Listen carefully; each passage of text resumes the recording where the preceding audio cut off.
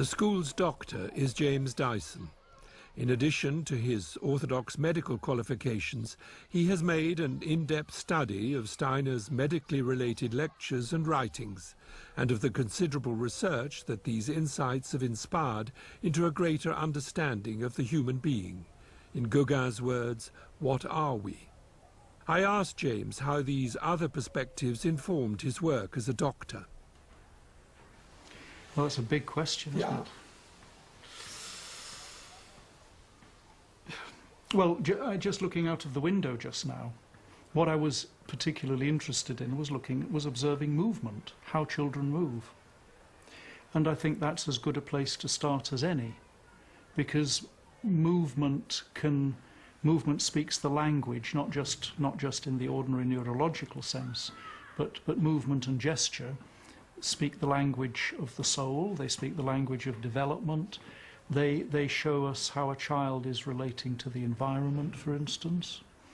And nowadays, particularly, harmonious movement is often the exception rather than the rule.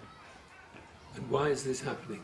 I think that young children nowadays are subject to a far higher level of sensory stimulation than they were in the past, from a much earlier age.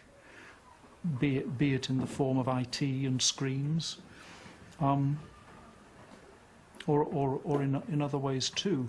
And at the same time, children are deprived of the kind of traditional possibilities of movement through which, you know, your average child was exposed 30, 40, 50 years ago. Waldorf schools are almost unique in not introducing computers until the upper school, and then only gradually. Many parents and educationalists these days share their view that early childhood should be less focused on information technology and generally less pressured. The key theme of what Steiner brought as a picture for child development, namely that up until neurological maturity has reached a certain level, you know, in the 6th, 7th year of life, you should not tax the nervous system cognitively, but you should work very much with the faculty of imitation and creative play and stimulate that.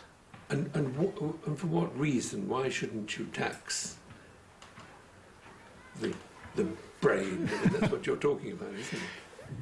I think the simplest way of putting it is that if you're still laying the tracks for the tram line, you don't drive the tram along.